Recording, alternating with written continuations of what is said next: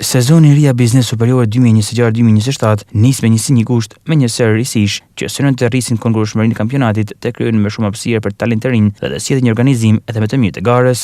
A Biznes Superior do zhvillohet me 3 fazë të rregullta me gjithsej 27 javë. Pas përfundimit të tyre, skuadrat do ndahen në 2 grupe ku 6 ekipet e parë do të vijojnë në garën e play-off, ndërsa 4 skuadrat e fundit do të luajnë në play-out. Pikët e fazës së rregullt do të përgjithësohen përpara nisjes këtyre fazave. Formati i ri synon ta mbajë garën të hapur të konkurruese deri në javën e fundit, si për titull kampion, ashtu edhe për mbijetesën. Një tjetër risi e rëndësishme është aktivizimi i detyrueshëm i futbollistë të rinj në Biznes Superior dhe Kupën e Shqipërisë. Çdo skuadër do të ketë detyrimin të aktivizojë nga minuta e parë për të paktën një pjesë loje një futbollist të linjës 2007 në vijim me pasaportë shqiptare. Ky rregull synon të krijojë më shumë mundësi për talentë të rinj shqiptar dhe të kontribuojë në zhvillimin e brezit të ardhshëm të futbollistëve.